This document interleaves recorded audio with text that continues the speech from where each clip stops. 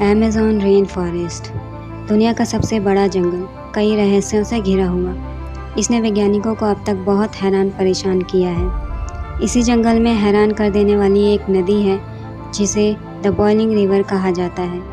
जी हाँ, इसे the boiling river कहा जाता है क्योंकि इसका टेम्परेचर इतना ज़्यादा बढ़ जाता है कि इसका पानी लगभग उबलने वाला ही होता है और ये आपको साउथ अमेरिका के पेरू में मिलेगी। आपको ये नदी किसी जादुई कहानी वाली नदी लग रही होगी, लेकिन आपको बता दूं कि ये नदी भी बाकी नदियों की तरह ही फिज़िक्स और थर्मोडायनेमिक्स के नियमों पर ही चलती है, पर हाँ, उनकी तरह ठंडी नहीं रहती। इस नदी का टेम्परेचर 27 डिग्री सेल्सियस से लेकर 94 डिग्री सेल्सियस तक पहुंच जाता है। ऐसे में अगर कोई जीव इसमें गिर जाए तो उसका ज़िंदा बाहर आना नामुमकिन है, वो इसमें ज़िंदा ही उबल जाएगा। अब आपके मन में ये सवाल तो ज़रूर होगा कि इस नदी का टेम्परेचर इतना ज़्यादा क्यों है। 2 लीटर के पानी को उबालने के लिए हमें उसे स्टोव पर रख कर कुछ मिनट्स तक इंतज़ार करना पड़ता है, तब जाकर उसमें उबाल आता है। लेकिन एक नदी में कितना सारा पानी होता है वो तो आप जानते ही हैं। नदी के पानी को उबालने के लिए बहुत सारा हीट चाहिए। इस नदी का भी कोई ना कोई हीट सोर्स तो होगा ही, लेकिन ये हीट सोर्स है कहाँ, ये जानने के लिए वीडियो पर बने रहें। एंड्रेस रूजो, जो कि एक जियोथर्मल साइंटिस्ट हैं, उन्हें इस नदी पर रिसर्च करने की मंजूरी दी गई। उन्होंने इस नदी के बारे में अपने बचपन में सुना था। रिसर्च के बाद उन्होंने अपनी थ्योरी सबके सामने रखी। वैसे तो ये नदी द बॉइलिंग रिवर के नाम से मशहूर है, लेकिन इसका नाम शनाए टिम्पिश्का है। इसे लाबोम्बा भी कहा जाता है।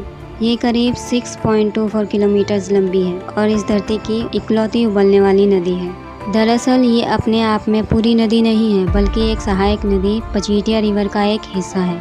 पचीटिया नदी जिस पॉइंट पर बड़ी नदी में जाकर समा जाती है, उसी पॉइंट के पास ही पचीटिया नदी का 6.24 किलोमीटर का हिस्सा द बॉइलिंग रिवर है। ये पचीटिया नदी का निचला और पिछला हिस्सा है। इस नदी के इलाके में कोई भी वॉल्केनो नहीं है, ना ही कोई भी ऑयल या गैस की लीकेज है। फिर भी ये नदी अपने टेम्परेचर को मेंटेन करती है। मगर कैसे, ये जानने के लिए चलते हैं पृथ्वी के कोर में। पृथ्वी का कोर 2 हिस्सों में बटा हुआ है, इनर कोर और आउटर कोर। इनर कोर का टेम्परेचर लगभग 5430 डिग्री सेल्सियस है और आउटर कोर का टेम्परेचर लगभग 4000 डिग्री सेल्सियस के आसपास है। इसके ऊपर आता है मेंटल। इसका टेम्परेचर लगभग 200 डिग्री सेल्सियस होता है। ये उस हिस्से का टेम्परेचर है जो धरती के क्रस्ट के नज़दीक है। धरती के क्रस्ट में कई सारे छोटे बड़े क्रैक्स होते हैं, तो जब बारिश होती है तब बारिश का पानी इन क्रैक्स में चला जाता है। कई जगहों पर इन क्रैक्स से होते हुए पानी मेंटल तक भी पहुंच जाता है। अब ऑब्वियस है कि मेंटल के पास ग्राउंड वाटर बहुत गर्म हो जाता है। यही गर्म पानी धरती के सतह पर आने की कोशिश करता है। धरती के निचले इलाकों में ये पानी आसानी से ऊपर आ जाता है। धरती पर जहाँ से ये पानी बाहर आता है उसे हॉट स्प्रिंग कहते हैं। ऐसे ही बहुत से hot spring the boiling river के आसपास हैं, जो लगातार बहुत तेज़ी से बहुत सारा उबलता हुआ पानी इस रिवर सिस्टम में इंजेक्ट करते रहते हैं। इसी वजह से इस रिवर सिस्टम का पानी इतना गर्म है कि रिवर में पीछे से आ रहा पानी भी इसे ठंडा नहीं कर पाता।